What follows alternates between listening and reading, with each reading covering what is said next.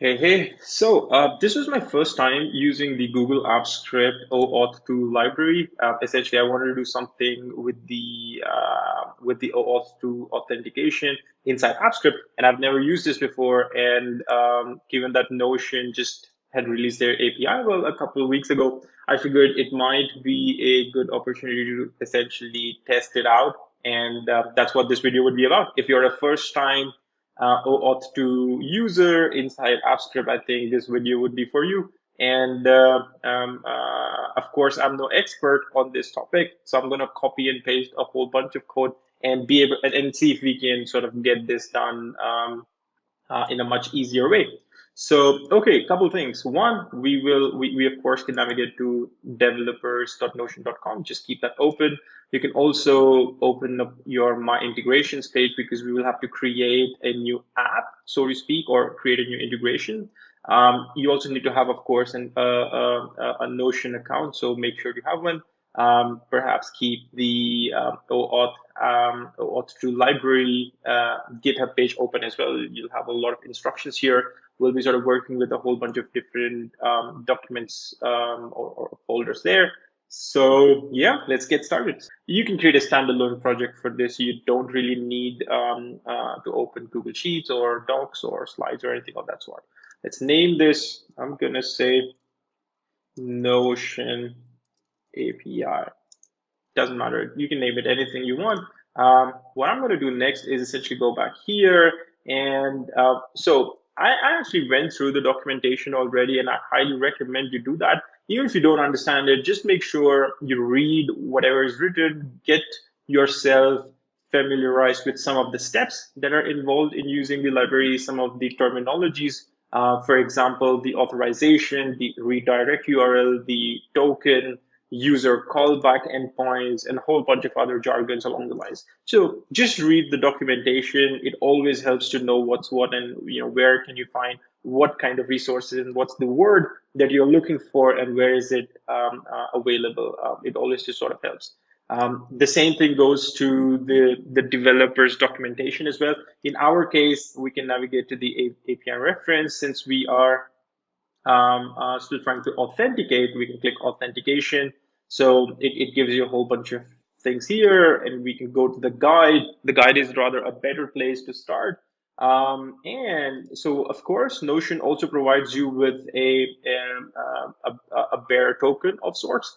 So you can make use of the bearer token if in case you are uncomfortable with OAuth 2, but this video would rather focus on overcoming those fears and actually making use of the OAuth 2 authentication. So I'm going to go to the authorization public integrations, and that's what uses OAuth 2.0. And of course, make sure you read, the documentation here. You'll see we'll need some of these endpoints later on. There are a couple limitations since the API is still in beta, but that's okay. It doesn't really matter for the purposes of our demo. But of course, make yourself familiarized with the workflow in which they are saying, okay, the step one would be to rather go to this link. Once you do that, you're asked, you're prompted to essentially select one of these options. Then you're redirected to another place, and then a whole bunch of other things happen. So it's always just good to sort of read through the documentation. Okay, enough of RTFMing. Let's actually go and get something done. So my approach, since this was the first time I'm doing this, and I'm one of those people who's like rather lazy when it comes to writing the code from the scratch. So what I did was I went on to samples and sort of eyeballed my way through what kind of was is something that's easier. I couldn't figure that out, so what I did next was I opened up a whole bunch of different examples, and sort of, again, this is my process. You are free to apply your own process. I sort of try and read the code as well, just to see which one is the most basic and minimal, and based on that, sort of take a call. So for example, in this case, it's asking us for another access point key, and we don't really have that, and I don't think that's something we'll need at this point in time, so I'm going to close that. Basecamp actually was one of the examples that I ended up using because the code seemed very minimal. and I could sort of understand the authorization URL, the token URL, and a bunch of other things that are fairly minimal to what we really need to achieve at this point in time. So having said that, and for the purposes of this video, I'm going to take the example of the Basecamp code that already exists. So let's get started. So let's say I'm going to go ahead and just copy the whole bunch of things right from top to bottom, and just essentially delete this and paste it here. I'm going to save the project. So I just use the Command S.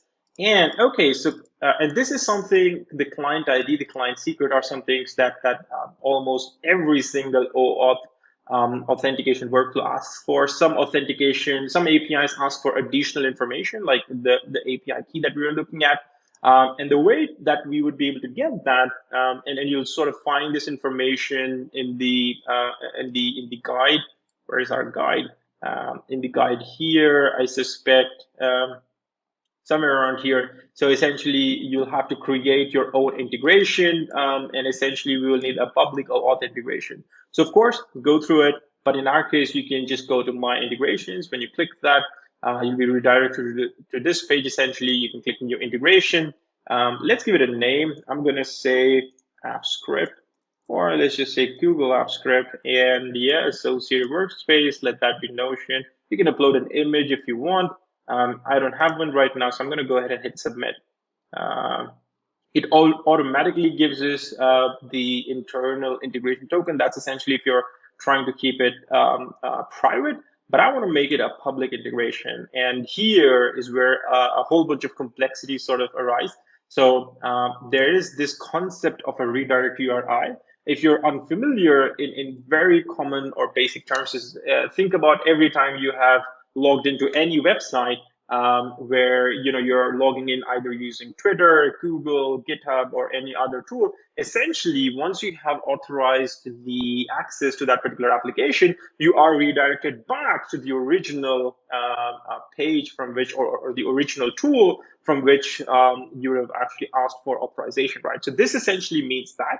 And you will also get to know about that word in the OAuth 2 documentation. What I do when I hear a new terminology, which is something of a fancy or something scary, which I don't understand, I just do a Command F and then see redirect. And there you go. So you do have an entire section covering the redirect URI and the way you can get it. So in our case, it is, of course, a very basic thing. You can see here there is a schema. If you're a regular AppScript user, you might have seen this already, but the only difference is you end up getting the user callback. And you can also get this programmatically if you don't want to copy paste this thing. The approach to get this programmatically is via this function. It's the log redirect URI. I suspect we have this function right about here as well already. So I'm going to go ahead and say log redirect URI. I'm going to select that and hit run. Give it a couple of seconds. Since this is our first execution, it will ask us to authorize it with the new V8 and the new schema. It just takes a little time. So I'm going to go ahead and review permissions. This essentially is another example of an OAuth workflow. You see, you go ahead and give it a whole bunch of permissions and you redirect it back here. My bad. So before I could run anything, the obvious thing that I had to do here, for instance, and then the instructions are here, was to go to my resources libraries and essentially add this as a library. Of course, the documentation here represents the old version. In the new version, you have the libraries right here. You can click plus, the script ID, just paste it, look it up. It's always better to use the latest version. So I'm going to keep it to 41. Do not change the identifier. Well, you can, but I would recommend not to because the entire code is sort of dependent on this identifier here. So I'm going to go ahead and add it. Just give it a couple more seconds. Now you can see OAuth 2 available. You already have the log redirect URI selected. Hit run once again, and bam, you have now the URL that you need to actually make stuff happen. So I'm going to go ahead and copy this, go back to my integration, paste the redirect URL right here, website or homepage. So you do need to enter some of these information. Of course, some of these things are not really mandatory. So I'm going to go ahead and type my blog. You're free to put whatever else you need. Well, let's actually see if it accepts without adding any data. No, there you go, right? So it does require you to add something. So the privacy is this. I know this by heart because, well, I created these pages. Terms, support. I'm just gonna write sarah@code.js and go ahead and hit submit. Sure, continue. And now we have the client ID and the client secret. So I'm going to go ahead and copy this, go to my, don't worry, I'm going to delete these anyway. So it doesn't really matter if it's exposed. So it asks me for the client secret. So I'm going to, yeah, continue, copy, go back here and sort of paste it. That's that. Go back. What else is needed, right? Nothing else is needed. Cool. Everything else looks good. And essentially, this is rather step one. You can, of course, remove these comments, but authorize and make requests to the Notion API. I'm going to just replace that. The next thing that we need to do, you can ignore the run function for now. We will get to this in a minute. Let's start with the get service because this is the part where the real OAuth 2 work begins. So it says it starts with create service. I'm going to replace Basecamp with Notion. It asks us for something called as the authorization URL. And this is something which is very common in almost all the other tools as well. So if you go back to the guide, you can just do a Command F and say authorization, check it out. And let's see. Well, there it is actually authorized, right? This is the URL that we would need in order to get the authorization to work or to authorize the app. I'm going to go ahead and save that. The next thing, the other URL, which is also fairly common, is the token URL. So you can just scroll down a little bit, keep going, and essentially you'll find another URL. Well, Notion has made it quite easier because they have documented a whole bunch of things really nice, really well, but you may not always find these links directly available. So of course, make sure that you read the documentation the best you can, and of course, do a whole bunch of trial and error as well. And in our case, we can actually leave the rest as is. So we have the authorized URL, the token URL. What else, right? Yeah, everything else looks okay. So I'm going to go ahead and essentially configure the run service now. So the run service essentially is, or the run function is essentially once you do have access. Let's say first you ask or you basically get the service details, or rather instantiate this. Then you check if at all the service has access. If it doesn't, then it asks you to authorize based on the URL that it provides, right? So what we have here is basically a test of sorts in terms of once you do have access, what would you want the API, or what would you want the service to do? What API do you want to authorize once you do get the credentials, right? So let's go back here. And I'm going to go and essentially open up the API reference once again. Let's see. So what I really wanted originally was the list databases. That's the endpoint I want to use. It's simple. Get request doesn't really harm us in any way. However, it looks like this endpoint is rather no longer recommended. And it's true. If you try running this endpoint, you basically get empty data sets, you get empty results. So it asks us to rather do the search instead. So I'm going to go ahead and go to search. So this is the endpoint. I'm going to just place it here. And this would be our URL. However, this is not a simple GET request. It is rather a POST request. So what we would also want is var options.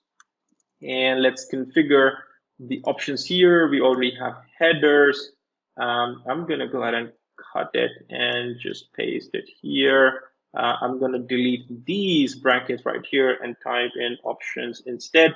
One of the other things with post requests is we will also need to type method. Well, actually, you don't have to guess what you need. I'm going to open up the documentation and let's look it up. This is the one, just give it a couple seconds. It'll take a minute to show here. Yeah, so you have the method as the post And the payload, which is essentially the body of the post request, that's also something that we can use. However, I'm not sure if we need to, but let's actually check it out. So I'm going to go ahead and copy, my automations, verifying Microsoft Outlook, that's weird. So let's actually go ahead and copy this options part, go back to the code. As you can see, I'm a big copy paster, so I would copy paste everything if I can, and avoid having to write any kind of code. So headers, I'm gonna go there, here, delete these options, put a comma.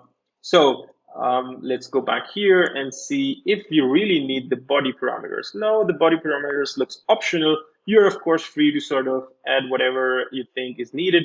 One of the things that you do need with the Notion APIs is the Notion version in the headers. So I'm gonna copy that, or you can see this example right here. We can actually copy this entire thing, and let's go back here under headers. I'm gonna start with that, put in those double quotes, comma, and that should do it. There is no payload, so I'm gonna go ahead and remove that, and yeah, I'm gonna select all, function F1, format document, so that it looks a little bit nicer. Okay, let's actually just quickly review this. You have a post function, headers are these, and the options are being fed here. Yeah, ideally you should be, this should really work in an ideal scenario, but let's see. One of the other things, of course, is the mute HTTP exceptions. It's always good to use this parameter so that you can log the error that you get to see. And I'm going to go ahead and add that as well. Let's say true. And yeah, that's good. So the next step is essentially to run it. The first time you run, of course, this will be false because you do not have access. So it is supposed to ask us, or rather it is supposed to essentially log the authorization URL that we'll need to, go back to the browser and authorize it, since this is server-side authentication. So I'm going to go ahead and hit run. There you go. Open the following URL and rerun the script. So I'm going to copy this, right click, go to and now, bam, there you can see Google Apps Script. That's the app that we have configured here. As you can see, there it is, and that's what it's asking for. You can of course read a whole bunch of things that it says here. The links that we configured are right here. I'm going to go ahead and say allow access, and let's see what happens. Oh, it says error retrieving token, invalid client. So this is something I already encountered, so I'm not going to act surprised like this is the first time I'm seeing it. This is something I've already seen. So one of the things which after running into this, I did was to go back and read the documentation once again. And it turns out if I go back to the authorization guide somewhere in, and this happens during the token exchange, and this is more of an intuition of what I think is the case, because what we were supposed to get was, once you had, granted, once we were prompted this page, it was supposed to take us to another page where we could select a whole bunch of different pages that this particular integration would have access to. And unfortunately, it did not do that.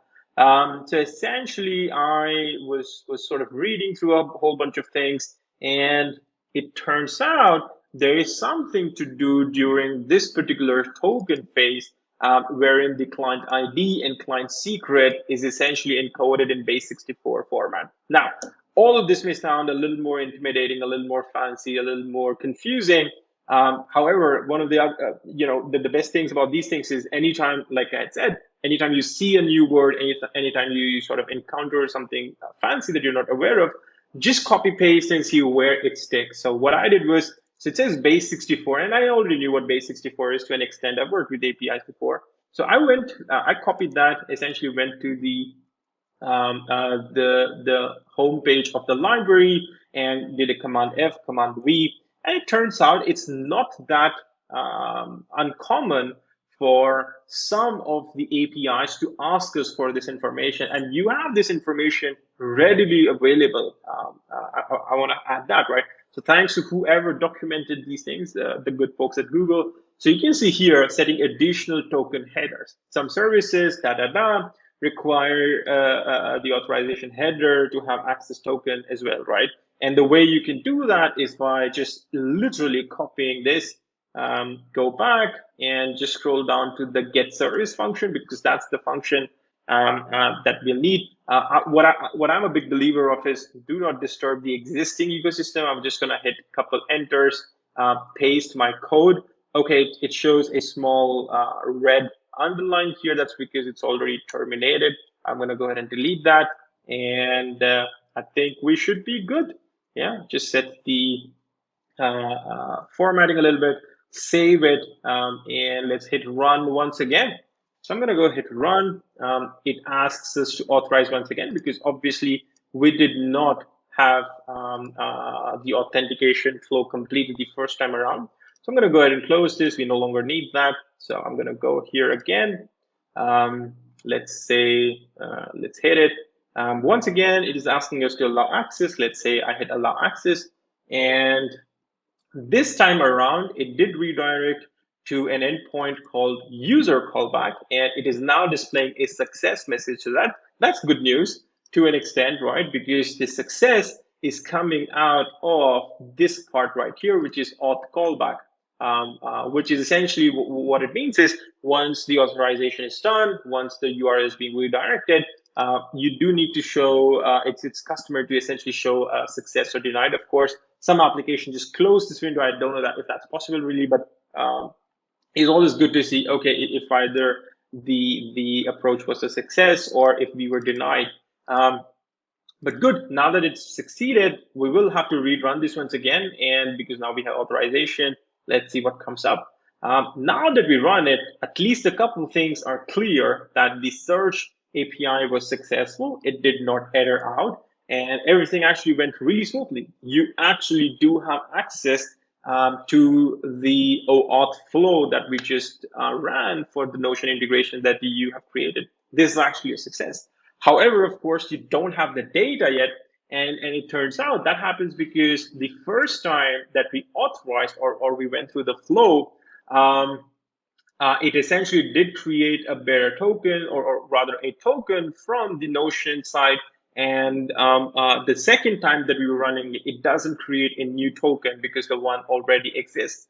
And as you might recall, oops, I just closed the tab. As you might recall, we do need a flow where the first time you are prompted to allow access, you basically select pages, and then you're redirected. You are supposed to be redirected to a page where you can select a whole bunch of different pages to begin with. And this was a bit of a brain teaser because I wasn't sure what we could do here. However, let's say select pages. I did read something. Let's see, where can I find those resources again? Let's see, integration during reauthorization. Page picker. There it is, right? So this was a bit of a clue the first time around when I was going through the documentation. So it says during reauthorization, the page picker will not be shown. Right, so that's because we are sort of doing the reauthorization. We already had authorized it the first time, or kind of authorized it the first time, and the second time around it doesn't show.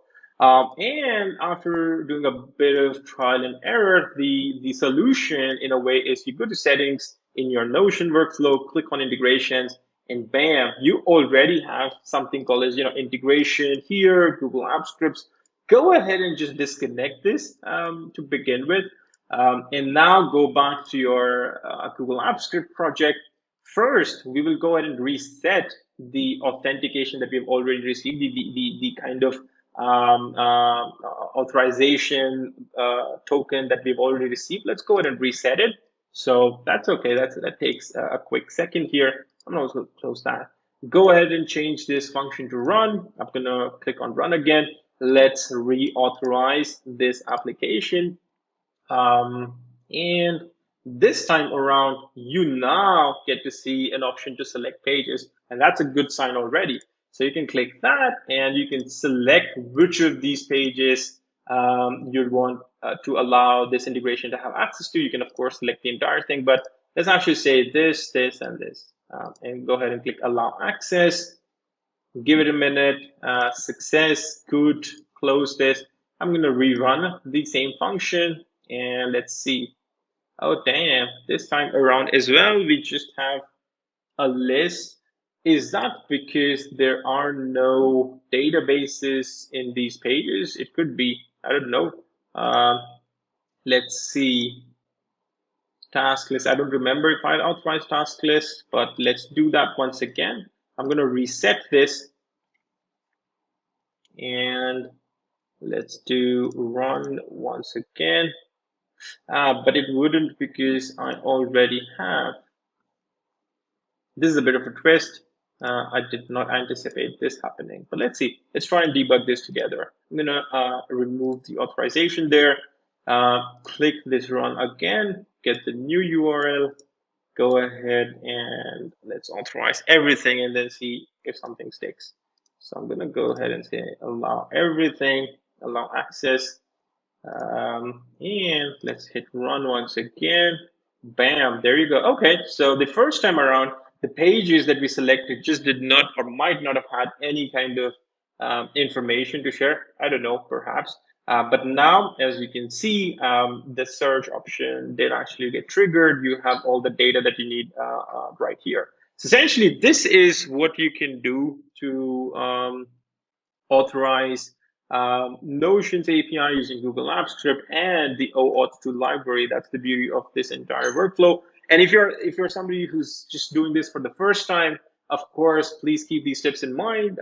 Make sure you read the documentation, copy the code as much as you can, because there are some very nice samples available already. And in case you have any questions, feel free to reach out to me. I am reachable on code@script.gs or essentially saurabh@script.gs. You can reach out to me at any of these emails. But yeah, I hope this video helped. In case it didn't, or if it did, feel free to let me know either ways. Thanks for watching.